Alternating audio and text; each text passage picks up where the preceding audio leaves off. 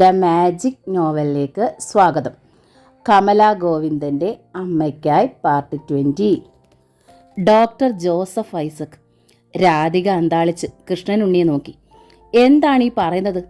ഇന്നലെ ഉണ്ണിയേട്ടൻ doctor Joseph ഐസക്കിനെ കാണാൻ പോയി. എന്നിട്ട് അവിടെ എന്താണ് ഉണ്ടായത്? രാധികയ്ക്കൊന്നും മനസ്സിലായില്ല. കഞ്ഞിക്കുള്ള വെള്ളം അടുപ്പത്ത് വെക്കുകയായിരുന്ന തുഷാരയും കേട്ടു കൃഷ്ണനുണ്ണി പറഞ്ഞത്. രാധിക അടുക്കളയിലേക്ക് വന്നപ്പോൾ അവൾ ചോദിച്ചു, അച്ഛനിതെന്താ അമ്മേ പറയുന്നത്? അച്ഛന് പകരം അമ്മയെ ചികിത്സിക്കാനോ? തൽക്കാലം ഉണ്ണിയേട്ടൻ പറയുന്നത് അനുസരിക്കാൻ മോളെ, രാധിക ആലോചനയോടെ പറഞ്ഞു. കുറഞ്ഞ പക്ഷം ബലം പ്രയോഗിക്കാതെയും കെട്ടിയിടാതെയും ഉണ്ണിയേട്ടനെ ഡോക്ടറെ അടുത്ത് എത്തിക്കാമല്ലോ.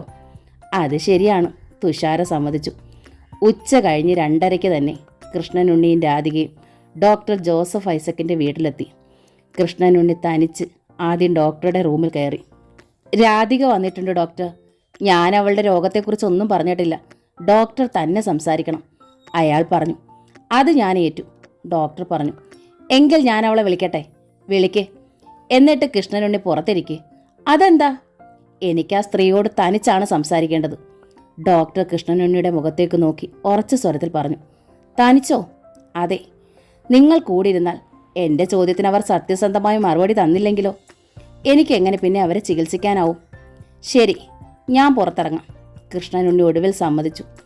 അയാൾ പുറത്തേക്കിറങ്ങി. രാധിക കയറി വന്നു. എന്താണ് ഡോക്ടർ? എന്തൊക്കെയാണിത്? ഡോക്ടർ പറഞ്ഞിട്ടാണോ ഉണ്ണിയേട്ടൻ എന്നെ കൂട്ടി വന്നത്? രാധിക അമ്പരപ്പോടെ ചോദിച്ചു. അതെ. എന്തിന്? കൃഷ്ണനുണ്ണി ഇന്നലെ വന്നതും തന്നോട് സംസാരിച്ചതും മുഴുവൻ ഡോക്ടർ രാധികയോട് പറഞ്ഞു. എൻ്റെ ദേവി, എനിക്ക് അസുഖമാണെന്നോ? രാധിക അന്താളിച്ചു. ഇനി എന്ത് ചെയ്യും ഡോക്ടർ? ഇനിയാണ് ചെയ്യാനുള്ളത്. ഡോക്ടർ ഉത്സാഹവാനായി. ആകട്ടെ, ഞാനെന്ന് ചോദിക്കട്ടെ. കൃഷ്ണനുണ്ണിക്ക് പാരനോയിഡ് സ്കിസോഫ്രേനിയ എന്ന രോഗമാണെന്ന് ഏതോ ഡോക്ടർ പറഞ്ഞു എന്നല്ലേ രാധിക അന്ന് പറഞ്ഞത്? അതെ. ഏത് ഡോക്ടറാണ്? പാലായിലുള്ള ഡോക്ടർ വിശ്വനാഥൻ. അദ്ദേഹത്തിൻ്റെ അടുത്ത് കൃഷ്ണനുണ്ണി എങ്ങനെ കൊണ്ടുപോയി? കൊണ്ടുപോയില്ല ഡോക്ടർ, അതിനെനിക്ക് കഴിഞ്ഞില്ല. ഉണ്ണിയേട്ടൻ്റെ സ്വഭാവ വൈകൃതങ്ങൾ വിവരിച്ചപ്പോൾ അത് ഈ രോഗത്തിൻ്റെ ലക്ഷണം ആകാമെന്ന് പറഞ്ഞു. ഉണ്ണിയേട്ടനെ കൊണ്ടേയല്ലാതെ തീർച്ച പറയില്ലെന്നും പറഞ്ഞു. I see. അപ്പോൾ അതാണ് സത്യം. അല്ലെങ്കിൽ ഒരു മെൻ്റൽ പേഷ്യൻറ്റിനെ കാണാൻ ഒരു ഡോക്ടർക്കും രോഗം ശരിയായി നിർണ്ണയിക്കാനാവില്ല, ഡോക്ടർ പറഞ്ഞു. ഞാൻ എൻ്റെ ബുക്സ് അയാളുടെ മുൻപിൽ എത്തിച്ചത് വെറുതെ അല്ല. അതെൻ്റെ ട്രീറ്റ്മെൻറ്റിൻ്റെ ഒരു ഭാഗമായിരുന്നു. ഞാനതിൽ വിജയിക്കുകയും ചെയ്തു. എന്താണ് ഡോക്ടർ? കൃഷ്ണനുണ്ണി ഒരു പാരനോയിഡ് സ്കിസോഫ്രേനിയ പേഷ്യൻ്റ് അല്ല. അല്ലേ? രാധിക കണ്ണുമിഴിച്ചു. യഥാർത്ഥത്തിൽ അയാൾ പാരനോയിഡ് സ്കിസോഫ്രേനിയ പേഷ്യൻ്റ് ആണെങ്കിൽ എത്ര പുസ്തകം വായിച്ചാലും അയാൾ പ്രതികരിക്കില്ല. ഭാര്യ ചെയ്യുന്നതൊക്കെ രോഗമാണെന്ന് പറയില്ല. മാത്രമല്ല, ഏറ്റവും വലിയ മറ്റൊരു തെളിവ് കൂടിയുണ്ട്, ഡോക്ടർ തുടർന്നു. അയാൾക്ക് സത്യത്തിൽ ആ രോഗമാണെങ്കിൽ ഒരിക്കലും രാധികയെ തനിച്ചയാൾ എൻ്റെ അടുത്ത് വിട്ടിട്ട് പുറത്തിരിക്കില്ല. ഇത്തരം രോഗികൾ ചികിത്സിക്കുന്ന ഡോക്ടറെ പോലും സംശയിക്കും സ്വന്തം ഭാര്യയുമായി ബന്ധമുണ്ടോ എന്ന്. അപ്പോൾ പിന്നെ ഉണ്ണിയേട്ടന്? രാധിക ശ്വാസം മുട്ടുന്നത് പോലെ ചോദിച്ചു. ആ രോഗത്തോട് സാമ്യമുള്ള ഏതാണ്ട് അതേ ലക്ഷണങ്ങൾ തന്നെയുള്ള മറ്റൊരു രോഗം, പേഴ്സണാലിറ്റി ഡിസോർഡർ, ഡോക്ടർ പറഞ്ഞു. എന്ന് വെച്ചാൽ? രാധിക നെറ്റി ചുളിച്ചു. ഒരാൾക്ക് സ്വന്തം കഴിവിന് വിശ്വാസമില്ലാതെ വരിക, ഒരുതരം മെൻ്റൽ ഡിസോർഡർ. ഇൻഫീരിയോറിറ്റി കോംപ്ലക്സിൽ നിന്നാണതിൻ്റെ തുടക്കം, ഡോക്ടർ തുടർന്ന് പറഞ്ഞു. നിങ്ങൾ തമ്മിൽ 18 വർഷമായൊരു കിടക്കറ ബന്ധം ഇല്ലെന്നല്ലേ പറഞ്ഞത്? അതെ, രാധിക സമ്മതിച്ചു. യെസ്, അയാൾക്ക് അതിനുള്ള കഴിവില്ലെന്ന് അയാൾ ഉറച്ചു വിശ്വസിക്കുന്നു. അയാളിൽ നിന്ന് കിട്ടാത്തത് തേടി നിങ്ങൾ മറ്റൊരു പുരുഷന്മാരുടെ അടുത്ത് പോകുന്നു. അതാണ് അയാളുടെ ഉറച്ച വിശ്വാസം, ഡോക്ടർ തുടർന്നു. സ്കിസോഫ്രേനിയ പോലെ തന്നെ അപകടം പിടിച്ചൊരു മാനസിക രോഗം. ഏതാണ്ട് ലക്ഷണങ്ങൾ ഒരേപോലെ തന്നെ. വളരെ ശ്രദ്ധിച്ചാലേ രോഗം തരം തിരിച്ചറിയാൻ കഴിയൂ. സ്കിസോഫ്രേനിയ ശരിയായ രോഗമാണെങ്കിൽ അല്ലെങ്കിൽ എത്ര ചികിത്സിച്ചാലും പഴയ നോർമൽ അവസ്ഥയിലേക്ക് വരണമെന്നില്ല. ബട്ട് പേഴ്സണാലിറ്റി ഡിസോർഡർ അങ്ങനെയല്ല. രാധികയ്ക്ക് ആശ്വസിക്കാം. You are lucky. കാരണം പേഴ്സണാലിറ്റി ഡിസോർഡർ കുറച്ച് നാൾ കൊണ്ട് പൂർണ്ണമായും ചികിത്സിച്ച് ആളെ പഴയ സ്റ്റേജിലെത്തിക്കാം. എൻ്റെ ദേവി, രാധിക നെഞ്ചിൽ കൈവച്ചു ആശ്വാസത്തോടെ. രാധികയുമായുള്ള അയാളുടെ തീവ്രമായ പ്രണയവും അത് മുടങ്ങിയതും ഒരു കുഞ്ഞുണ്ടായി കഴിഞ്ഞിട്ട് പോലും രാധികയെ കൃഷ്ണനുണ്ണി ബലമായി പിടിച്ചെടുത്തതും ഒക്കെ രാധിക പറഞ്ഞു. ബട്ട് ഐ ആം ഷുവർ അയാളുടെ ഈ രോഗത്തിൻ്റെ ശരിയായ കാരണം ഇതൊന്നുമല്ല, ഡോക്ടർ ഉറച്ച സ്വരത്തിൽ പറഞ്ഞു. പിന്നെ? അത് കണ്ടെത്താനാണ് ഇനി എൻ്റെ ശ്രമം, ഡോക്ടർ തുടർന്നു. ആരോടും പങ്കുവയ്ക്കാൻ കഴിയാത്ത എന്തോ ഒന്ന് അയാൾ പോലും അറിയാതെ മനസ്സിൻ്റെ ആഴങ്ങളിൽ എവിടെയോ അയാൾ ഒളിപ്പിക്കുന്നുണ്ട്. മുട്ടയിട്ട് പെരുകിയ ഞണ്ടുകളെപ്പോലെ അത് അയാളുടെ തലച്ചോറിനുള്ളിൽ അള്ളിപ്പിടിക്കുമ്പോഴാണ് അയാൾ രോഗലക്ഷണങ്ങൾ കാണിക്കുന്നതും രാധികയെ ഉപദ്രവിക്കുന്നതും. അയാളുമായുള്ള നിരന്തര സൗഹൃദത്തിലൂടെ മാത്രമേ അയാളുടെ മനസ്സിനെ കീഴടക്കാനും യഥാർത്ഥ സത്യം പുറത്തേക്കെടുക്കാനും കഴിയൂ. അതെങ്ങനെ കഴിയും ഡോക്ടർ? രാധിക ചോദിച്ചു. രാധിക തന്നെയാണ് എൻ്റെ കളത്തിലെ കരു, ഡോക്ടർ പറഞ്ഞു. നിങ്ങളെ അയാൾ വല്ലാതെ സ്നേഹിക്കുന്നുണ്ടെന്ന് എനിക്കറിയാം.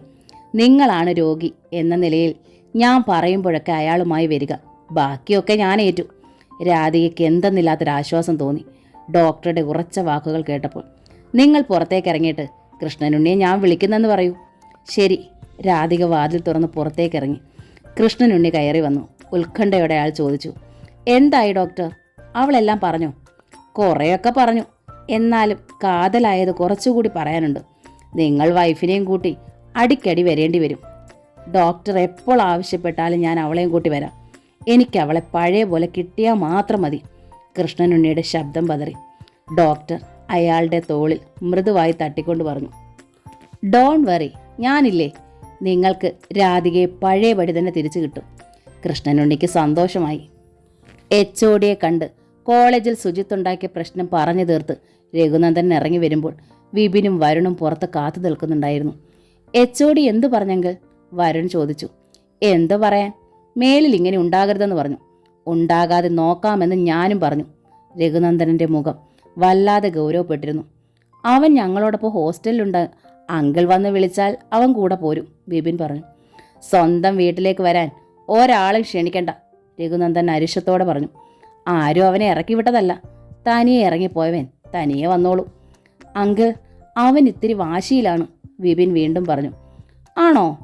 അവൻ്റെ അച്ഛനാണ് ഞാൻ, എനിക്കും ഉണ്ട് വാശി. രഘുനന്ദനൻ കൂടുതൽ അരിശപ്പെട്ടു.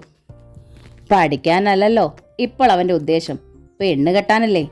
ഞാനൊരു പെണ്ണിനെ കണ്ട് ഉറപ്പിച്ച് വച്ചേക്കാം. അവൻ വന്ന് കെട്ടിക്കോട്ടെ, അല്ലാതെ അവൻ്റെ മനസ്സിലിരിപ്പ് നടക്കാൻ ഒരിക്കലും ഞാൻ സമ്മതിക്കില്ലെന്ന് പറഞ്ഞേക്ക്. രഘുനന്ദനൻ വേഗം തൻ്റെ കാറിനുള്ളിലേക്ക് കയറി. കാർ ഗേറ്റിങ്കിലേക്ക് ചീറിപ്പാഞ്ഞതും വിപിനും വരുണും അവരുടെ ബൈക്കുകളിലേക്ക് കയറി നേരെ ഹോസ്റ്റലിലേക്ക് വിട്ടു. ഇന്നലെ പത്മിനിയുമായി വഴക്കുണ്ടാക്കി ഇറങ്ങിയപ്പോൾ മുതൽ സുജിത്ത് വരുണിൻ്റെയും വിപിൻ്റെയും കൂടെ ഹോസ്റ്റലിലാണ്. മുറിയിലെത്തിയ പാടെ വിപിനും വരുണും കൂടി രഘുനന്ദൻ പറഞ്ഞതെല്ലാം എരിവും പുളിയും കുട്ടി ചേർത്ത് പറഞ്ഞു സുജിത്തിനോട്. അങ്ങേരുടെ പറച്ചു കേട്ടാ തോന്നുവടാ, നീ അങ്ങേരുടെ മകനെയല്ല ശത്രുവാണെന്ന്, വരുൺ പറഞ്ഞു. ശത്രുവായിട്ടൊന്നും അല്ലടാ, വിപിൻ പറഞ്ഞു. പിന്നെ? സുജിത്തിൻ്റെ നെറ്റി ചുളിഞ്ഞു. ഞാൻ മനസ്സിലാക്കിയിടത്തോളം നിന്റെ അച്ഛന് നിന്റെ അമ്മയേക്കാൾ ഇഷ്ടം ആദ്യത്തെ കെട്ടിയോളയാടാ. സുജിത്തിൻ്റെ നെഞ്ചിനുള്ളിൽ ഒരിടി മുഴങ്ങി. എനിക്കും അത് തന്നെയാടാ തോന്നുന്നത്, വരുൺ പറഞ്ഞു. വലിയ താമസമില്ലാതെ നിന്റെ അച്ഛൻ നിന്റെ ആ സൂക്കേടുകാരൻ ചേട്ടനെയും കൂട്ടി അങ്ങോട്ട് താമസം മാറ്റും, ആദ്യത്തെ കെട്ടിയോളുടെ കൂടെ. തുഷാര പിന്നെ നിന്റെ അച്ഛൻ്റെയും ചേട്ടൻ്റെയും കസ്റ്റഡിയിലല്ലേ. അതാണ് നിന്റെ അച്ഛൻ അത്ര സ്ട്രോങ് ആയി പറഞ്ഞത് നിന്റെ മനസ്സിലിരിപ്പൊന്നും നടക്കില്ലെന്ന്. അതെ അതെ, അതോടെ നീയും നിന്റെ അമ്മയും ഞൊട്ടും, വിപിൻ പരിഹസിച്ചു. ഇല്ല, അതിന് ഞാൻ സമ്മതിക്കില്ല. സുജിത്തിൻ്റെ ഞരമ്പുകൾ വലിഞ്ഞു മുറുകി, കണ്ണുകൾ തീഗോളമായി. ഞാൻ തീരുമാനിച്ചതേ നടക്കൂ. എന്തു വന്നാലും ഞാൻ അവളെ പിടിച്ചെടുക്കും. അതിനുവേണ്ടി ഞാൻ എന്തും ചെയ്യും. അതിനുവേണ്ടി നീ ഒറ്റ കാര്യം ചെയ്താൽ മതിയടാ, വരുൺ പറഞ്ഞു. എന്താ? സുജിത്ത് കിതച്ചു. നിന്റെ അച്ഛൻ്റെ ഉദ്ദേശം എന്താണെന്ന് തുഷാരയുടെ ആ ഭ്രാന്തൻ തന്തയോട് വിശദീകരിച്ചങ്ങ് പറഞ്ഞാൽ മതി. അയാൾ നോക്കിക്കോളും പിന്നെ ബാക്കി കാര്യങ്ങൾ. യു ആർ റൈറ്റ്, സുജിത്ത് പല്ല് ഞെരിച്ചു. അവൻ പിന്നെ ഒട്ടും ആലോചിച്ചില്ല. വേഗം റൂമിൽ നിന്നിറങ്ങി മുറ്റത്തിരുന്ന തൻ്റെ ബൈക്ക് സ്റ്റാർട്ടാക്കി ഹോസ്റ്റലിൻ്റെ ഗേറ്റ് കടന്നു പാഞ്ഞു. അമ്മയും അച്ഛനും ഡോക്ടറെ കാണാൻ പോയതോടെ കുറേയേറെ മുഷിഞ്ഞ തുണികൾ ഉണ്ടായിരുന്നതെല്ലാം വാരിയെടുത്ത് തുഷാര കഴുകുകയായിരുന്നു മുറ്റത്തിട്ട്. കഴുകിയെടുത്ത തുണികൾ ഒന്നൊന്നായി വിരിക്കുമ്പോഴാണ് നടുക്കത്തോടെ അവൾ കണ്ടത്. സുജിത്തിൻ്റെ ബൈക്ക് മുറ്റത്തേക്ക് വരുന്നു. എവിടെടി നിന്റെ തള്ള? ബൈക്ക് മുറ്റത്ത് നിർത്തി ഇറങ്ങിയ പാടെ സുജിത്ത് രോഷത്തോടെ ചോദിച്ചു. അമ്മ ഇവിടെ ഇല്ല. എന്താ? തുഷാരയ്ക്കും വന്ന ദേഷ്യം. കോളേജിൽ തന്നെ നാറ്റിച്ചതും പോരാഞ്ഞ് വന്നിരിക്കുന്നു ഇങ്ങോട്ട്. നിന്റെ തള്ള എന്താ? നിന്റെ അച്ഛനെ കളഞ്ഞിട്ട് ഇനി മുതൽ എൻ്റെ അച്ഛൻ്റെ കൂടെ താമസിക്കാൻ പോവുകയാണോ? സുജിത്ത് അതേപടി തന്നെ നിന്ന് ചോദിച്ചു. എന്നെ കോളേജിലാകെ നാറ്റിച്ചു, തുഷാര ആവശ്യപ്പെട്ടു. പോരാത്തത് ഇനി എൻ്റെ അമ്മയെ നാറ്റിക്കാനാണോ ഈ പുറപ്പാട്? നാറ്റിക്കുപടി ഞാൻ നിന്റെ അമ്മയെ നിന്നെ നാറ്റിക്കും. സുജിത്ത് അവളെ തുറച്ചു നോക്കി. ഒരു കാര്യം ഞാൻ പറഞ്ഞേക്കാം, എൻ്റെ അമ്മയും അച്ഛനും തമ്മിൽ വഴക്കിട്ടു. അമ്മ താഴെ മനയിലാണിപ്പോൾ താമസം.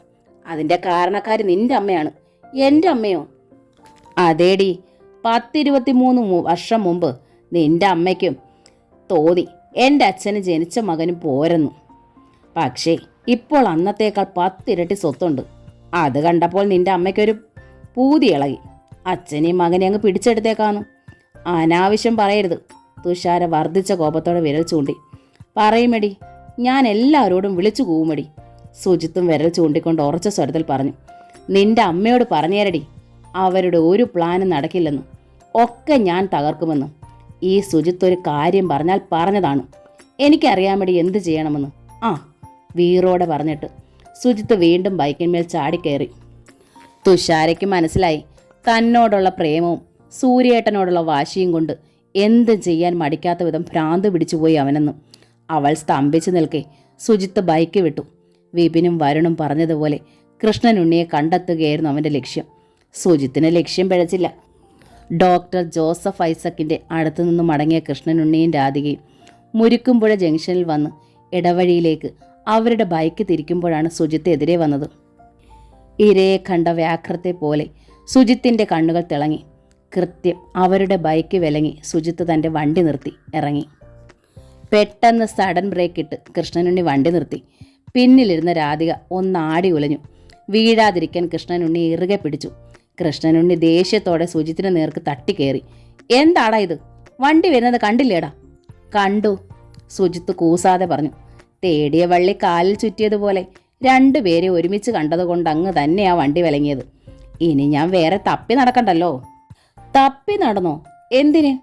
കൃഷ്ണനുണ്ണിയുടെ നെറ്റി ചുളിഞ്ഞു.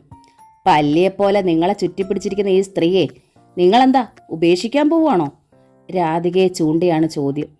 രാധിക പെട്ടെന്ന് കൃഷ്ണനുണ്ണിയെ ചുറ്റിയിരുന്ന കൈകൾ പിൻവലിച്ചു. ബൈക്കിൽ നിന്ന് ഇറങ്ങി നിന്നു. കൃഷ്ണനുണ്ണിയും താഴെ ഇറങ്ങി. എൻ്റെ അച്ഛനും അമ്മയും തമ്മിൽ വഴക്കിട്ടു ഈ സ്ത്രീ കാരണം. സുജിത്ത് രോഷത്തോടെ രാധികയുടെ നേർക്ക് വിരൽ ചൂണ്ടി. എൻ്റെ അമ്മ പിണങ്ങി ഇറങ്ങിപ്പോയി.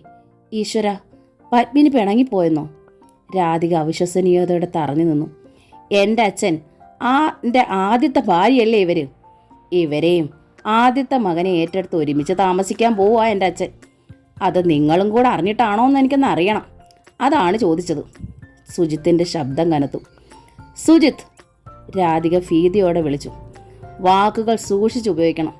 ഒരാവേശത്തിന് എന്തും വിളിച്ചു പറയാം. പക്ഷേ പറയുന്ന ഒരക്ഷരം പോലും പിന്നീട് എത്ര ശ്രമിച്ചാലും തിരിച്ചെടുക്കാനാവില്ല. അത് മറക്കരുത്. ഒരക്ഷരവും തിരിച്ചെടുക്കുന്നില്ല. ഇയാളെ ശരിക്ക് കാര്യങ്ങൾ ബോധ്യപ്പെടുത്തി കൊടുക്കാനാണ് ഞാൻ വന്നത്. സുജിത്ത് കൃഷ്ണനുണ്ണിയെ നോക്കി. നീ എന്നെ ഒന്നും ബോധ്യപ്പെടുത്താൻ നിൽക്കണ്ട. നിന്റെ അച്ഛനെ ബോധ്യപ്പെടുത്താൻ നോക്ക്. കൃഷ്ണനുണ്ണിയുടെ ശബ്ദവും കനത്തു. എൻ്റെ ഭാര്യയെ ഞാൻ ഒരുപാട് സംശയിച്ചു, ഒരുപാട് ശിക്ഷിച്ചു. ഇനി അതുണ്ടാവില്ല, കൃഷ്ണനുണ്ണി പറഞ്ഞു. കാരണം ഇവളൊരു മെൻ്റൽ പേഷ്യൻ്റാ. ഡോക്ടറെ കാണിച്ച് ചികിത്സിച്ച് രക്ഷിക്കാൻ ശ്രമിക്കുക ഞാനിപ്പോൾ. അസുഖം കൊണ്ടാ ഇവൾ എന്തേലുമൊക്കെ തെറ്റുകൾ ചെയ്യുന്നത് എനിക്ക് മനസ്സിലായി. അത് ഞാനങ്ങ് ക്ഷമിക്കാൻ പോവുകയാണ്. സുജിത്ത് അന്താളിച്ചു നിന്നു. അപ്പോൾ മെൻ്റൽ പേഷ്യൻ്റ് ഇയാളല്ലേ? ഇവരാണോ? രാധിക അമ്പരന്ന് നിൽക്കുകയാണ്. ഉണ്ണിയേട്ടൻ ഇനി തന്നെ സംശയിക്കില്ലെന്നോ, ശിക്ഷിക്കില്ലെന്നോ? എൻ്റെ ദൈവങ്ങളെ! പക്ഷേ ഇവളുടെ അസുഖം മുതലെടുത്ത് നിന്റെ തന്ത എങ്ങാനും ഇനി എൻ്റെ മുറ്റത്ത് കാല് കുത്തിയാലുണ്ടല്ലോ. കൃഷ്ണനുണ്ണിയുടെ കണ്ണുകൾ ചുവന്ന് കത്തി. പറഞ്ഞേക്ക് ആ ചെറ്റയോട് കഷ്ണം കഷ്ണമാക്കി റബ്ബർ തോട്ടത്തിൽ വിതർമെന്ന്. ആ, പറഞ്ഞിട്ട് കൃഷ്ണനുണ്ണി രാധികയെ നോക്കി. കയറടി വണ്ടിയിൽ. കൃഷ്ണനുണ്ണി വണ്ടിയിൽ കയറിയിരുന്നതും സ്റ്റാർട്ടാക്കി. രാധികയും കയറി വണ്ടി വിട്ടു. അപ്പോൾ ഉണ്ണിയേട്ടൻ ആ പുസ്തകത്തിൽ വായിച്ചതുപോലെ താനാണ് സ്കിസോഫ്രേനിയ രോഗിയെന്ന് ഉറച്ചു വിശ്വസിച്ചു കഴിഞ്ഞു. ഒരൽ മെൻ്റൽ പേഷ്യൻറ്റിനോടുള്ള അലിവും കരുണയും അതാണിപ്പോൾ തന്നോട്. ഇത്രയും നാളും താൻ അങ്ങോട്ട് കൊടുത്തത് തിരിച്ചു തരുന്നു. അതുകൊണ്ട് കുറ്റക്കാരനിപ്പോൾ രഘുനന്ദനൻ മാത്രമായിരിക്കുന്നു. സന്തോഷിക്കണോ അതോ കൂടുതൽ ഭയപ്പെടണോ? രാധികയ്ക്ക് പിടികിട്ടിയില്ല. രാധികയും കൃഷ്ണനുണ്ണിയും വീട്ടിലെത്തുമ്പോഴും തുഷാര തുണികൾ വിരിച്ചു തീർന്നിരുന്നില്ല. വണ്ടി മുറ്റത്ത് വെച്ച് കൃഷ്ണനുണ്ണി അകത്തേക്ക് കയറിപ്പോയി കഴിഞ്ഞപ്പോൾ തുഷാര വേഗം രാധികയുടെ അടുത്തെത്തി. അമ്മേ, ആ സുജിത്തേട്ടൻ ഇവിടെ വന്നിരുന്നു. ശബ്ദം താഴ്ത്തി അവൾ പറഞ്ഞു. എന്നിട്ട്? രാധിക പരിഭ്രമിച്ചു. സുജിത്ത് വന്നതും പറഞ്ഞതും അത്രയും തുഷാര വിവരിച്ചു. അമ്മയോടും സൂര്യേട്ടനോടുമാണ് സുജിത്തേട്ടന് ശത്രുത, അവൾ പറഞ്ഞു. ആ ചെക്കനിത് എന്തു ഭാവിച്ചാണ്? രാധിക വിഷമത്തോടെ ചോദിച്ചു. സൂര്യൻ അവനോട് എന്ത് ചെയ്തിട്ടാണ്? തുഷാരയുടെ കണ്ണുകൾ നനവാർന്നു. വഴിയിൽ അവൻ ഞങ്ങളെയും തടഞ്ഞു നിർത്തി. ഇതൊക്കെ തന്നെ പറഞ്ഞു. അയ്യോ അമ്മേ, എന്നിട്ട് അച്ഛൻ? തുഷാരയ്ക്ക് ഭീതിയായി. എന്തു പറയാൻ, ഉണ്ണിയേട്ടൻ്റെ കണ്ണിൽ ഞാനിപ്പോൾ മാനസിക രോഗിയാണ്. കുറ്റക്കാരൻ രഘുനന്ദനും. ആ മനുഷ്യൻ ഇവിടെ വന്നാൽ കഷ്ണം കഷ്ണമാക്കുമെന്ന് പോരെ? രാധിക സ്വയം വിലപിച്ചു. ജീവിക്കാൻ ഒരാൾ സമ്മതിക്കില്ല മോളെ. ഇനി എന്താ ഈ അമ്മ ചെയ്യേണ്ടത്? തുഷാരെ ആ ചോദ്യം സ്വയം ചോദിക്കുകയായിരുന്നു. രാധേ, കൃഷ്ണനുണ്ണി ഡ്രസ്സ് മാറി ഉമ്മറത്തേക്ക് വന്നു. നീ എന്താ അവിടെ തന്നെ അങ്ങ് നിന്നത്? വാ, അവിടെ അങ്ങനെ ഒരുപാട് നേരം നിൽക്കണ്ട, വന്ന് കിടക്ക്. കൃഷ്ണനുണ്ണി രാധികയുടെ കൈത്തണ്ടയിൽ പിടിച്ചു. കിടക്കാനോ? രാധിക അമ്പരന്നു. അതിനിത് പകലാ, അടുക്കളയിൽ എന്തോരം പണി കിടക്കുന്നു.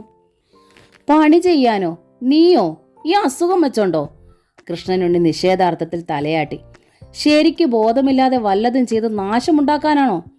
നീ ഇനി ഒന്നും ചെയ്യണ്ട, കിടക്കുക മാത്രം. ജോലിയൊക്കെ മോള് ചെയ്തോളൂ, ഞാനും സഹായിക്കാം. എന്താ പോരെ? രാധിക അമ്പരന്ന് തുഷാരയെ നോക്കി. തുഷാരയ്ക്ക് അതേ അമ്പരപ്പായിരുന്നു. ഒരു തരത്തിലല്ലെങ്കിൽ മറ്റൊരു തരത്തിൽ എപ്പോഴും കുരുക്ക് തന്നെയാണ് അച്ഛനുണ്ടാക്കുന്നത്. അതിമനോഹരമായൊരു പെയിൻറ്റിങ്ങിൻ്റെ അവസാന മിനുക്കുപണിയിലായിരുന്നു സൂര്യൻ. RLVയിലെ ഹാളിലായിരുന്നു അവനും അവൻ്റെ പെയിൻറ്റിങ്ങുകളും. തീർന്ന തൻ്റെ വർക്ക് അവൻ ഒന്നുകൂടി ശ്രദ്ധിച്ചു. അസ്തമയാർക്കൻ്റെ ചെങ്കതിരുകൾ തലോടുന്ന മീനച്ചിലാറിൻ്റെ നീരൊഴുക്കിൽ നിന്നും കെട്ടി ഉയർത്തിയ പടവുകൾ, അതിനു മുകളിൽ ശില്പഭംഗിയോടെ കളപ്പാട്ടൂർ ക്ഷേത്രത്തിൻ്റെ ചെമ്പിൽ തീർത്ത മുകളെടുപ്പ്, ക്ഷേത്രത്തിന് മുൻപിൽ ഭക്തിയുടെ നിറവിൽ മുകുളിത പാണിതകളോടെ ഒരാൺകുട്ടി, അരികിൽ ചേർന്നൊരു പെൺകുട്ടിയും. നിർവൃതിയോടെ സൂര്യൻ അറിഞ്ഞു, ഭഗവാന് മനസ്സാ സമർപ്പണമായി വരച്ചതാണ് ഈ പെയിൻറ്റിങ്. എന്നിട്ടും ആ ആൺകുട്ടിക്ക് തൻ്റെ മുഖമാണ്, പെൺകുട്ടിക്കോ തുമ്പി. ഹൃദയം പനിനീരിൽ മുക്കിയ കുളിർമയോടെ സൂര്യൻ ശബ്ദമടക്കി വിളിച്ചു. നിന്റെ ഓമന മുഖമാണ് എൻ്റെ ഈ സൃഷ്ടിക്ക്. നിനക്കിത് കാണണ്ടേ? മഞ്ഞപ്പട്ടിൻ്റെ സ്കർട്ടും ബ്ലൗസുമാണ് തുമ്പിക്ക് ചിത്രത്തിൽ. ആ നിറത്തിൽ അവൾക്ക് എന്തൊരു ചാരുതയാണ്. കർപ്പൂരം കത്തിച്ചൊഴിയുന്ന പൂപുഞ്ചിരിയാണ് മുഖത്തും മിഴികൾക്കും. അവൻ്റെ ഹൃത്തടം വല്ലാതെ കൊതിച്ചു അവളെ ഒന്ന് കാണണമെന്ന്. ഓടി ഓടി ഒന്ന് പോയാലോ? തുമ്പിയുടെ അമ്മ കഴിഞ്ഞ ദിവസം വിളിച്ചപ്പോൾ പ്രിൻസിപ്പലിനോട് ചോദിക്കാതെയാണ് പോയത്. തിരികെ സുജിത്തിനോടൊപ്പം എത്തിയപ്പോൾ നല്ല ശകാരം കിട്ടി. ഇനി ഉടനെ പോകാൻ പറ്റില്ല. അച്ഛനും അമ്മയും തന്നെ കാണാൻ വീക്കെൻഡിൽ വരുമെന്ന് പറഞ്ഞിട്ടുണ്ടല്ലോ. അമ്മ വിചാരിച്ചാൽ തുമ്പിയെ കൂടി ഒപ്പം കൊണ്ടുവരാൻ പറ്റില്ലേ? പറ്റും. അമ്മയെ വിളിച്ചൊന്ന് പറഞ്ഞാൽ മാത്രം മതി. സൂര്യൻ വേഗം തൻ്റെ മൊബൈൽ എടുത്തു.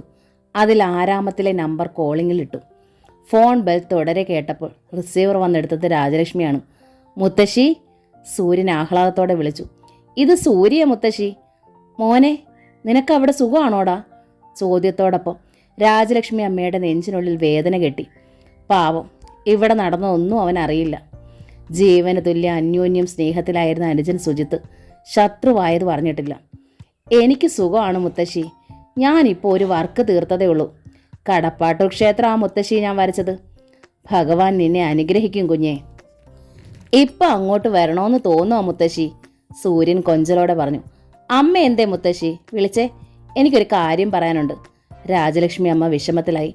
ഇവിടെ നടന്ന സത്യം സൂര്യയോട് പറയാനാവില്ല, കള്ളം പറയണം. പത്മ താഴെ മനയിലേക്ക് പോയിരിക്കുക മോനെ, വരാൻ താമസിക്കും. എന്നാ ഞാൻ അങ്ങോട്ട് വിളിച്ചോളാം. സൂര്യൻ കോൾ കട്ടാക്കി കഴിഞ്ഞു. രാജലക്ഷ്മി അമ്മ കൂടുതൽ ഭയന്നു. താഴെ മനയിലേക്ക് അവൻ ഇപ്പോൾ വിളിക്കും. അവിടെ നിന്നവൻ സത്യം അറിഞ്ഞാലോ? സൂര്യൻ താഴെ മനയിലെ നമ്പർ എടുത്തു കഴിഞ്ഞു. ഹലോ. താഴെ മനയിൽ നിന്ന് ഫോണിലൂടെ കേട്ടത് സുമിയുടെ ശബ്ദമാണെന്ന് സൂര്യന് മനസ്സിലായി. വാത്സല്യത്തോടെ അവൻ ചോദിച്ചു, അമ്മയുടെ കൂടെ നീയും ഉണ്ടോ സുമിക്കുട്ടി? അംബികാമച്ചി സ്പെഷ്യൽ ചക്കക്കുമ്പിളപ്പം ഉണ്ടാക്കി വിളിച്ചോടി. ഏട്ടനും കൊതിയാവുന്നുണ്ടടി. വല്യേട്ടാ, നിലവിളിയായിരുന്നു അത്. സൂര്യൻ്റെ ശബ്ദം കേട്ടതും എത്ര അടക്കിയിട്ട് സുമിക്ക് നിയന്ത്രണം വിട്ട് കരച്ചിൽ പൊട്ടി. മോളെ, സൂര്യൻ പരിഭ്രമിച്ചു. എന്താ സുമിക്കുട്ടി, എന്തു പറ്റി? നീ എന്തിനാ കരയുന്നത്? അച്ഛനും അമ്മയും തമ്മിൽ വഴക്കായി വല്യേട്ടാ. അമ്മ പിണങ്ങി പോന്നിങ്ങോട്ട്. ഇവിടെ ഇരുന്ന് എപ്പോഴും കരച്ചില്ല. എന്താ സുമിക്കുട്ടി നീ പറയണത്? അച്ഛനും അമ്മയും തമ്മിൽ വഴക്കായിരുന്നോ? എന്തിന്? അത് സുമി പറയാൻ തുടങ്ങിയപ്പോഴേക്കും അംബികാമ്മ എത്തി. അവളുടെ കയ്യിൽ നിന്ന് റിസീവർ വാങ്ങി കോൾ കട്ടാക്കി. വീണ്ടും വിളി വരാതിരിക്കാൻ റിസീവർ മാറ്റിവെച്ചു. എന്തിനാ അവനോടെല്ലാം പറയുന്നത്? അംബികാമ്മ കൊച്ചുമകളോട് നീരസപ്പെട്ടു. അവൻ ഇങ്ങ് വന്നാലെല്ലാം തീരുമോ? ഒക്കേറ്റിനും കാരണം അവനാ. എൻ്റെ വല്യേട്ടന് അതിനെന്താ ചെയ്തു? സുമിക്ക് അരിശം വന്നു. ഒക്കേറ്റിനും കാരണം മുത്തശ്ശി തന്നെയാ, അല്ലാതെ വല്യേട്ടനല്ല. സുമി അംബികാമ്മയ്ക്ക് നേരെ വിരൽ ചൂണ്ടി. അംബികാമ്മ സ്തബ്ധയായി നിന്ന് അവളെ തുറച്ചു നോക്കി. സൂര്യൻ വീണ്ടും വീണ്ടും താഴമനയിലെ നമ്പർ വിളിച്ചു. താങ്കൾ വിളിക്കുന്ന നമ്പർ ബിസിയാണ്, ലൈനിൽ തുടരുക, അല്ലെങ്കിൽ അല്പസമയം കഴിഞ്ഞ് വീണ്ടും വിളിക്കുക. ഒരേ പല്ലവി തന്നെ വീണ്ടും വീണ്ടും കേട്ടപ്പോൾ സൂര്യന് മനസ്സിലായി കോൾ കട്ടായതല്ല. സുമി സത്യം പറയാതിരിക്കാൻ ആരോ കോൾ കട്ടാക്കിയതാണ്. താൻ വീണ്ടും വിളിക്കാതിരിക്കാൻ റിസീവർ മാറ്റിവെച്ചിരിക്കുന്നു. അവന് തീർച്ചയായി താൻ ഉദ്ദേശിക്കുന്നതിലും വലുതാണ് കാര്യങ്ങൾ. വീട്ടിൽ നടക്കരുതാത്ത എന്തോ ഒന്ന് തൻ്റെ അസാന്നിധ്യത്തിൽ നടന്നിരിക്കുന്നു. അതെന്താണെന്നറിയാതെ ഇനി ഈ സൂര്യൻ ബ്രഷിൽ തൊടില്ല, സൃഷ്ടി നടത്തില്ല. അച്ഛൻ, സുജിത്ത്. സൂര്യൻ്റെ മുൻപിൽ 2 മുഖങ്ങൾ തെളിഞ്ഞു. 2 പേർക്കും മൊബൈലുണ്ട്. ആരെ വിളിക്കണം? അച്ഛനും അമ്മയും തമ്മിൽ നടന്ന വഴക്ക്. എന്തു തന്നെയായാലും അച്ഛനെ വിളിച്ചാൽ സത്യം അറിയാനാവില്ല. അച്ഛൻ തന്നെ വിളിക്കും. താൻ രോഗിയല്ലേ, മരണം കൂടെ കൊണ്ട് നടക്കുന്നവനല്ലേ. സൂര്യൻ സുജിത്തിൻ്റെ നമ്പറാണ് സെർച്ച് ചെയ്തത്. ഉച്ച കഴിഞ്ഞ് ക്ലാസ് തീർന്നു. സുജിത്ത് ഹോസ്റ്റൽ റൂമിലേക്ക് വന്നു. വരുണും വിപിനും കൂടെയുണ്ട്. റൂമിലേക്ക് കയറിയതും യൂണിഫോം പോലും മാറ്റാതെ സുജിത്ത് ബെഡിലേക്ക് കയറി ഒറ്റക്കിടപ്പ്. യൂണിഫോം മാറ്റി ജീൻസും ടീഷർട്ടും ധരിക്കുകയായിരുന്ന വിപിനും വരുണും അത് ശ്രദ്ധിച്ചു. എടാ മച്ച, കിടക്കുന്നത് പിന്നെ ആവാം, മെസ്സിലേക്ക് പോകാം. ചായയും പരിപ്പോടെ അവിടെ റെഡി. എനിക്ക് വേണ്ട ഒരു ചായയും പരിപ്പോടെ. സുജിത്ത് അരിശത്തോടെ മുഖം വീർപ്പിച്ചു. 4 ദിവസം കൊണ്ട് ഹോസ്റ്റലിലെ ആഹാരം അവന് മടുത്തു. പത്മയുണ്ടാക്കുന്ന രുചികരമായ കറികൾ, പലഹാരങ്ങൾ. സുജിത്തിന് അത് മതി. ഇവന് ഹോം സിക്നെസ് ആണ്. വീട്ടിൽ നിന്ന് മാറി നിൽക്കുന്നത് ആദ്യമായിട്ടല്ലേ, വരുൺ പറഞ്ഞു. ശരിയാ, തീറ്റ കഴിഞ്ഞ് ഇവൻ്റെ അമ്മയുടെ സാരിത്തുമ്പിൽ കൈ തുടച്ചാലേ തൃപ്തിയാകൂ, വിപിൻ പറഞ്ഞു. ശരിയാണ്, സുജിത്തിന് വീട്ടിൽ പോകണം. അച്ഛൻ, അമ്മ, സൂര്യൻ, സുമി, മുത്തശ്ശിമാർ, അവരുടെ കൂടെ ബഹളം വെക്കണം. അവരുടെ കൂടെ ആഹാരം കഴിക്കണം. സ്നേഹം കിട്ടണം. പിണങ്ങി പിരിഞ്ഞു പോകുന്നത് കൊണ്ട് വാശി വിട്ട് തിരിച്ചു പോകാനും വയ്യ. അതിൻ്റെ ക്ഷീണവും തളർച്ചയുമാണ് അവന്. വിപിനും വരുണും ഊറിച്ചിരിച്ച് മുഖത്തോട് മുഖം നോക്കി. അപ്പോഴാണ് ടേബിളിന് മുകളിൽ വെച്ച സുജിത്തിൻ്റെ മൊബൈൽ അടിച്ചത്. ഡിസ്പ്ലേയിൽ സൂര്യൻ്റെ മുഖവും നമ്പറും തെളിഞ്ഞു. മച്ച, നിന്റെ ആ വിശ്വചിത്രകാരൻ ചേട്ടനാണ്, വിപിൻ പറഞ്ഞു. അവിടെ കിടന്നടിക്കട്ടെ. സുജിത്ത് വെറുപ്പോടെ തിരിഞ്ഞു കിടന്നു. ദീർഘമായി ബെല്ലടിച്ച് കോൾ നിന്നു. ഓ, തീർന്നു, വിപിൻ പറഞ്ഞു. വീണ്ടും കേട്ടു ബെൽ. എടാ, അയാൾ പിന്നെയും വിളിക്കുന്നടാ. അതെടുത്തിട്ട് ഞാൻ ചത്തു കിടക്കുമെന്ന് പറഞ്ഞേക്ക്. സുജിത്ത് അരിശത്തോടെ എഴുന്നേറ്റ് വരാന്തയിലേക്ക് ഇറങ്ങിപ്പോയി. നാശം, അവൻ പെറുപെറുത്തു. വരുൺ മൊബൈൽ എടുത്ത് കോൾ അറ്റൻഡ് ചെയ്തു. നീ വീട്ടിലാണോടാ? സൂര്യൻ്റെ സ്നേഹം നിറഞ്ഞ സ്വരം കാതിൽ വീണപ്പോൾ വരുൺ പറഞ്ഞു. ഇത് സുജിയല്ല, വരുണാണ്. ഓ, വരുണും അവൻ്റെ കൂടെ ഉണ്ടായിരുന്നോ? സൂര്യൻ സൗഹൃദത്തോടെ ചോദിച്ചു. രണ്ടാളും ഇപ്പോൾ എവിടെയാണ്? ഹോസ്റ്റലിൽ, വരുൺ പറഞ്ഞു. ഹോസ്റ്റലിലോ? അതെ. സുജി കുറച്ച് ദിവസമായിട്ട് ഞങ്ങളുടെ കൂടെ ഇവിടാണ് താമസം. അതെന്താ അങ്ങനൊരു പുതിയ തീരുമാനം? സൂര്യൻ്റെ സ്വരത്തിൽ അമ്പരപ്പും പരിഭ്രാന്തിയും ഉണ്ടായി. ഫോൺ അവന് കൊടുക്ക്. അതിന് അവനിവിടെ ഇല്ലല്ലോ, പുറത്തേക്ക് പോയി. വരാന്തയിൽ സുജിൽ നിൽക്കുന്നത് കണ്ടിട്ടും വരുൺ പറഞ്ഞു. മൊബൈൽ എടുക്കാതെയോ? അതവൻ മറന്നുപോയതാ. സൂര്യൻ്റെ സ്വരത്തിൽ പെട്ടെന്ന് ഗൗരവം നിറഞ്ഞു. ശരി വരുൺ, എന്തിനാണ് അവൻ ഹോസ്റ്റലിലേക്ക് താമസം മാറ്റിയത്? പറയണം. വരുൺ മടിച്ചു. വരുണിൻ്റെ അടുത്ത് തന്നെ സംഭാഷണം ശ്രദ്ധിച്ചു നിന്നിരുന്ന വിപിൻ ആംഗ്യം കാട്ടി എല്ലാം പറയാൻ. സൂര്യൻ്റെ സ്വരം കടുത്തു. ഞാൻ സുജിയുടെ ചേട്ടനാണ്. നാം തമ്മിൽ ഇനിയും കാണേണ്ടതുമാണ്. എന്താണുണ്ടായതെന്ന് എനിക്കറിഞ്ഞേ തീരൂ, പറയണം. വരുൺ കരുതി തൽക്കാലം എല്ലാം ഇവൻ്റെ തലയിലോട്ട് വെച്ചു കൊടുക്കാം, സമാധാനം ആകട്ടെ. അവൻ പറഞ്ഞു. സുജി വീട്ടിൽ നിന്ന് അച്ഛനോടും അമ്മയോടും വഴക്കുണ്ടാക്കി പോന്നതാ. എന്തിനാണ് അവൻ വഴക്കുണ്ടാക്കിയത്? നിങ്ങളുടെ പേരും പറഞ്ഞ അച്ഛനും അമ്മയും അവനെ മാറി മാറി തല്ലി. എൻ്റെ പേരും പറഞ്ഞ് തല്ലിയോ? സൂര്യൻ ശക്തമായെന്ന് ഗതിച്ചു. എന്താ കാര്യം? പറയടാ, എല്ലാം പറയടാ എന്ന് വിപിൻ വീണ്ടും ആംഗ്യം കാട്ടി. സുജി ഇവിടെ പഠിക്കുന്നൊരു പെണ്ണിനെ സ്നേഹിച്ചു, ജീവന് തുല്യം. കുറേ നാളായി. പക്ഷേ ഇപ്പോഴാ അവൾ പറയുന്നത് അവൾക്ക് അവനോട് ഇഷ്ടമല്ലെന്ന്. അതെന്താ? എൻ്റെ അനിയന് എന്താ ഒരു കുറവ്? സുജിക്ക് ഒരു കുറവുമില്ല. പക്ഷേ എല്ലാം കൂടുതലുള്ള നിങ്ങളെ മതി അവൾക്ക്. അവൾ സ്നേഹിക്കുന്നത് നിങ്ങളെയാണെന്ന്. തുമ്പിയാണോ എൻ്റെ സുജി ജീവനതുല്യം സ്നേഹിച്ചത്? സൂര്യൻ്റെ ശബ്ദം ഇടറി വിറച്ചു. അതെ, വരുൺ തറപ്പിച്ചു പറഞ്ഞു. ഒരു വെള്ളിടി നെഞ്ചിൽ പതിഞ്ഞതുപോലെ ഒരു നിമിഷം തറഞ്ഞു നിന്നു സൂര്യൻ. നിങ്ങൾ തമ്മിലാണ് സ്നേഹമെന്നറിഞ്ഞപ്പോൾ സങ്കടം കൊണ്ട് അവനത് വീട്ടിൽ പറഞ്ഞു. അവൻ്റെ പെറ്റമ്മയ്ക്ക് പോലും അവനേക്കാൾ കൂടുതൽ സ്നേഹം നിങ്ങളോടല്ലേ? നിങ്ങൾ സ്നേഹിച്ച പെണ്ണിനെ എന്തിനാടാ പ്രേമിക്കാൻ പോയെന്ന് ചോദിച്ച് അച്ഛനും അമ്മയും അവനെ തല്ലി. സൂര്യൻ്റെ നെഞ്ചിലൊരു കൊള്ളിയാൻ പാഞ്ഞു. അവൻ്റെ പെറ്റമ്മയ്ക്ക് പോലും അവനേക്കാൾ കൂടുതൽ സ്നേഹം നിങ്ങളോടല്ലേന്ന്. അതുകൊണ്ടവർ അവനെ തല്ലിയെന്ന്. ഹൃദയത്തിനുള്ളിലേക്ക് ആഞ്ഞടിച്ചിറക്കുന്ന മുള്ളാണികൾ അത് വീണ്ടും വീണ്ടും തറഞ്ഞുകൊണ്ടേയിരിക്കുന്നു. അയാൾ കോള് കട്ടാക്കിയടാ മച്ചാ, വരുൺ വരാന്തയിലേക്ക് നോക്കി വിളിച്ചു പറഞ്ഞു. സുജിത്ത് അകത്തേക്ക് കയറി വന്നു. ഞാൻ എല്ലാം വിട്ടടിച്ച് അല്പം കൂട്ടിയും പറഞ്ഞിട്ടുണ്ടടാ. ഞാൻ കേട്ടു, സുജിത്ത് അലക്ഷ്യമായി പറഞ്ഞു.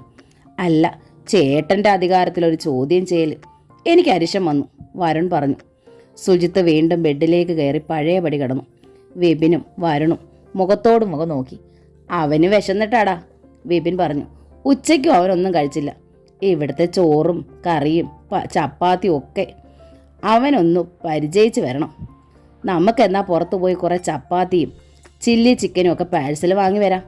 വിശപ്പ് തീർന്നാൽ അവൻ ചാടി എഴുന്നേറ്റോളൂ, വരുൺ പറഞ്ഞു. ഇരുവരും ബൈക്കിൽ പുറത്തേക്ക് പോയി. പാലായിലേക്കാണ് പോയത്. മഹാറാണിയിലെത്തി. അല്പം വൈകിയെങ്കിലും ഇഷ്ടവിഭവമായ കരിമീൻ പൊള്ളിച്ചതും കൂടി വാങ്ങിയിട്ടാണ് അവർ റൂമിലെത്തിയത്. പാഴ്സൽ അഴിച്ച് ടേബിളിൽ നിരത്തി. രുചികരമായ വിഭവങ്ങളുടെ മണം മുറിയിൽ നിറഞ്ഞു. സുജിത്ത് വേഗം എഴുന്നേറ്റു. കൈ കഴുകാൻ പോലും മെനക്കെടാതവൻ അതിലേക്ക് കൈയിട്ടു. അപ്പോഴാണ് വാതിൽക്കൽ ഒരു നിഴലനക്കം. മൂവരും തിരിഞ്ഞു നോക്കി. നെഞ്ചിലൊരു കൈ പൊത്തിപ്പിടിച്ച് വാതിൽപ്പടിയിൽ ചാരി നിൽക്കുന്നു സൂര്യൻ, വിയർപ്പിൽ കുളിച്ച്. മുഖം ചുവന്നു വിങ്ങി. സുജി! തേങ്ങൽ പോരൽ വിളിയൊച്ചയോടെ സൂര്യൻ അനിയന് നേരെ കൈ നീട്ടി. സുജിത്ത് ഞെട്ടി എഴുന്നേറ്റു. സുജിത്തിൻ്റെ മുഖം വിളറി. സൂര്യൻ അച്ഛനെ വിളിക്കുമെന്നും തൻ്റെ കൂട്ടുകാർ പറഞ്ഞതിനെക്കുറിച്ച് പരാതിപ്പെടുമെന്നാണ് സുജിത്ത് കരുതിയത്. നേരെയുള്ള ഈ വരവ്, അതും ഇത്ര പെട്ടെന്ന്. സുജിത്ത് വല്ലാതെ പരിങ്ങി. സുജി! വാതുക്കൽ നിന്നിരുന്ന സൂര്യൻ്റെ മിഴികൾ അനിയൻ്റെ പ്രകടമായ ആ പരുങ്ങൽ കണ്ടു. അവന് മനസ്സിലായി അനിയൻ പറഞ്ഞതൊന്നും മനസ്സിൽ തട്ടി പറഞ്ഞതല്ലെന്നു. അതോടെ അവൻ്റെ നെഞ്ചിനുള്ളിലെ ആണിയടിക്കുന്ന വേദന കുറഞ്ഞു വന്നു. വല്ലാത്തൊരു ഉൾക്കരുത്ത് തന്നെ ആകെ പൊതിയുന്നുവെന്ന് തോന്നിയപ്പോൾ സൂര്യൻ മുറിക്കുള്ളിലേക്ക് കയറി മൂവർക്ക് മുൻപിൽ നിന്നു. വിപിനും വരുണും പിന്നോക്കം നീങ്ങിപ്പോയി. സൂര്യൻ്റെ വലത് കരം അനിയൻ്റെ ഇടത് കവിളിലേക്ക് നീങ്ങി. അച്ഛനും അമ്മയും നിന്നെ തല്ലിയത് ഈ കവളത്താണല്ലോ. സൂര്യൻ്റെ വിരലുകൾ അരുമയായി സുജിത്തിൻ്റെ കവിളിൽ മെല്ലെ മെല്ലെ തഴുകി. സുജിത്ത് അനങ്ങിയില്ല. എനിക്കറിയാം, എന്നെക്കുറിച്ച് നീ എന്തേലും പറഞ്ഞാൽ അച്ഛനും അമ്മയും നിന്നെ തല്ലുമെന്ന്. കാരണം അവരെന്നെ അത്രയേറെ സ്നേഹിക്കുന്നുണ്ട്, നിന്നേക്കാൾ കൂടുതലായിട്ട്. സൂര്യൻ്റെ തളർന്ന മുഖഭാവം മാറി മാറി വന്നു. സങ്കട ഉള്ളിൽ ശക്തമായി ഒതുക്കി വെക്കുന്ന ഒരു ശ്വാസം തള്ളലുണ്ടായെങ്കിലും അതവൻ സമൃദ്ധമായി അടക്കിക്കൊണ്ട് പറഞ്ഞു. അത് പക്ഷേ നിന്നോടുള്ള സ്നേഹം കുറച്ചിട്ടല്ല. ഞാൻ അമ്മയില്ലാത്തവനായി പോയില്ലേ, അസുഖക്കാരനായി പോയില്ലേ, മരണം കൂടെ കൊണ്ട് നടക്കുന്നവനല്ലേ. അതൊക്കെയാണ് ആ സ്നേഹത്തിന് പിന്നിൽ. സൂര്യൻ മുഖത്ത് നേരിയ ചിരി വരുത്തിയിട്ട് കുഞ്ഞനുജനോടുള്ള വാത്സല്യത്തോടെ തുടർന്നു. പക്ഷേ ഈ ചേട്ടൻ നിന്നെ മാത്രമല്ലടാ സ്നേഹിക്കുന്നത്. അമ്മയോ അച്ഛനോ എനിക്ക് എന്തു വാങ്ങിത്തന്നാലും ഞാൻ ആദ്യം തരുന്നത് എൻ്റെ ഈ അനിയൻകുട്ടൻ്റെ കയ്യിലല്ലേടാ. സുജിത്തിൻ്റെ മുഖത്ത് ദീനത പടർന്നു. വരുണും വിപിനും അത് കണ്ട് പരസ്പരം നോക്കി അമ്പരന്നു. ഞാനൊരു പെണ്ണിനെ എൻ്റെ ഹൃദയം മലർക്കെ തുറന്നിട്ട് സ്നേഹിച്ചു പോയി. അത് സത്യമാണ്. അവൾ നഷ്ടപ്പെട്ടു പോകുമോ എന്ന് ഓർത്തപ്പോൾ പോലും ഒരിക്കൽ എൻ്റെ ജീവൻ പറഞ്ഞു പോകുമെന്ന നിലവരെയായി. സൂര്യൻ സുജിത്തിൻ്റെ 2 കൈകളും തൻ്റെ നെഞ്ചോട് ചേർത്ത് പിടിച്ചു. ഒക്കെ ശരിയാണ്. പക്ഷെ സുജി, എനിക്ക് നഷ്ടപ്പെട്ടാലും നിനക്ക് അവളെ കിട്ടുമെങ്കിൽ അത് അറിഞ്ഞ് ഏട്ടൻ്റെ ജീവൻ ഒരിക്കലും പറഞ്ഞു പോകില്ലടാ. നീ എന്താ പറഞ്ഞത്? സുജിത്തിന് അത് പൂർണ്ണമായും മനസ്സിലായില്ല. ഞാൻ അവളെ ഒരുപാട് സ്നേഹിച്ചു. ഇപ്പോഴും ആ സ്നേഹം എൻ്റെ നെഞ്ചിലുണ്ട്. പക്ഷേ അവളുടെ ദേഹത്ത് ഞാനൊന്നും തൊട്ടുപോലും മലിനപ്പെടുത്തിയിട്ടില്ല. പൂർണ്ണ മനസ്സോടെ നിനക്ക് അവളെ സ്വീകരിക്കാമടാ. സുജിത്തിന് ശ്വാസം മുട്ടലുണ്ടായി. സൂര്യൻ തുടർന്നു. എന്നോട് അവൾക്ക് ഒരുപാട് ഇഷ്ടമാണ്. ഞാനില്ലാതെ ജീവിക്കാൻ പറ്റില്ലെന്നും പറഞ്ഞിട്ടുണ്ട്. 18 വയസ്സല്ലേ ഉള്ളൂ അവൾക്ക്, പക്വതയായിട്ടില്ല. അതുകൊണ്ട് അവൾക്ക് വേണ്ടി അച്ഛനോടും അമ്മയോടും വഴക്കിട്ട് വീട് വിട്ടിറങ്ങിയ നിന്റെ മനസ്സ് തിരിച്ചറിയാൻ അവൾക്ക് എളുപ്പം കഴിയുവടാ. ശക്തമായൊരു തളർച്ച. ഊതി വീർപ്പിച്ച് പിടിച്ചിരുന്ന ബലൂണിൽ ഒരു സൂചിക്കുത്ത് പോലെ സൂര്യൻ്റെ വാക്കുകൾ. സുജിത്ത് ശക്തിയേറ്റു തൂങ്ങി. വരുൺ വിളിച്ചു പറഞ്ഞതൊക്കെ കേൾക്കുമ്പോൾ സൂര്യൻ തളർന്നു വീഴുമെന്നാണ് സുജിത്ത് കരുതിയത്. അല്ലെങ്കിൽ പോരിനും യുദ്ധത്തിനും വരുമെന്ന് കരുതി. രണ്ടുമില്ല. തനിക്ക് വെച്ച് നീട്ടുന്നു, തന്നോടുള്ള സ്നേഹക്കൂടുതൽ കൊണ്ട്. പക്ഷേ താൻ ഈ ഏട്ടനെ തള്ളിപ്പറഞ്ഞു, വെറുത്തു, ശപിച്ചു. ഒരു നിമിഷത്തേക്ക് ഇവൻ്റെ മരണം പോലും താൻ ആഗ്രഹിച്ചു. സുജിത്ത് സൂര്യൻ്റെ കൈകൾ കൂട്ടിപ്പിടിച്ചു. നനവാർന്ന സ്വരത്തിൽ പറഞ്ഞു, എന്നോട് ക്ഷമിക്കടാ, ഞാൻ അറിയാതെ. എനിക്കറിയില്ലേടാ നിന്നെ. ഒന്നും സാരമില്ല, സൂര്യൻ മെല്ലെ പറഞ്ഞു. ചേട്ടനും അനിയനും ഒന്നായതുപോലെ നിൽക്കുന്നത് കണ്ടപ്പോൾ വരുണും വിപിനും പരുങ്ങല്ലായി. ചേട്ടാ ഞങ്ങൾ. വരുൺ സൂര്യനെ നോക്കി. സുജിയുടെ സങ്കടവും ഇരിപ്പും കണ്ടപ്പോൾ എന്തൊക്കെയോ ഫോണിൽ വിളിച്ചു പറഞ്ഞതാ. ഹേയ് സാരമില്ല വരുൺ, എല്ലാം തുറന്നു പറഞ്ഞത് നന്നായി. മറച്ചു വെക്കുന്നതാണ് അപകടം. സൂര്യൻ തുടർന്നു. എൻ്റെ ഈ അനിയൻ ആലോചനയില്ലാത്തൊരു എടുത്തുചാട്ടക്കാരനാണെന്ന് എനിക്കറിയില്ലേ. എന്നാൽ ഒരുപാട് സ്നേഹമുണ്ട് ഇവൻ്റെ നെഞ്ചിനുള്ളിൽ. ഉള്ളിലെ സർവ്വ തേങ്ങലും വീർപ്പും മുട്ടലും നന്നായി മറച്ച് സൂര്യൻ തുടർന്നു. ഇവനെ പ്രസവിച്ച അമ്മ ഇവനേക്കാൾ അധികം എന്നെ സ്നേഹിക്കുന്നത് ഇവൻ ഇന്നും കണ്ടു നിന്നു. ഒരിക്കലും മുഖം കറുത്തിട്ടില്ല, പരാതിപ്പെട്ടിട്ടില്ല. പരസ്പരം കൈകോർത്ത് പിടിച്ച് ഇരട്ടകളായി ജീവിച്ചു ഞങ്ങൾ. ഒരുമിച്ചുണ്ട്, ഒരുമിച്ച് കെട്ടിപ്പിടിച്ചുറങ്ങി എന്നും. സൂര്യൻ്റെ സ്വരം നേർത്തു. ഏതെങ്കിലും ഒരു രണ്ടാനമ്മയുടെ കയ്യിൽപ്പെട്ട് എങ്ങനെയോ ആയിത്തീരേണ്ടതാണ് എൻ്റെ ജന്മം. പക്ഷേ പെറ്റമ്മയേക്കാൾ ഉപരി എന്നെ കൈ വെള്ളയിൽ വെച്ചൊരു നീർപ്പളുങ്ക് പോലെ കരുതി സൂക്ഷിച്ച് ഇത്രയുമാക്കി എൻ്റെ അമ്മ. അമ്മ പ്രസവിച്ച ഈ 2 കൂടപ്പിറപ്പുകൾ, എൻ്റെ സുമിക്കുട്ടിയും ഇവനും. ഇവരൊക്കെയാണ് വരുൺ, എൻ്റെ ആത്മാവ് സൂക്ഷിപ്പുകാർ. ഇവർക്ക് മീതെ വരുമോ ഞാൻ ഇന്നലെ കണ്ടുമുട്ടിയ ഒരു പെണ്ണ്? പറഞ്ഞ് ഒടുവിലായപ്പോൾ എത്ര അടക്കി വെച്ചിട്ടും സൂര്യൻ്റെ മിഴികൾ നീരുറവ പൊട്ടി കുതിച്ചു ചാടി. അത് കണ്ടതോടെ സുജിത്ത് അടിപതറിപ്പോയി. സഹിച്ചില്ലവന്. കരയല്ലേടാ. സുജിത്ത് സൂര്യനെ കെട്ടിപ്പിടിച്ചു. ദേഷ്യം തോന്നിയപ്പോൾ ഞാൻ എന്തൊക്കെയോ പറഞ്ഞതാ. നിന്നെ കരയിച്ചു എന്നറിഞ്ഞ അമ്മയും അച്ഛനും എന്നെ പിന്നെയും തല്ലത്തേ ഉള്ളൂ.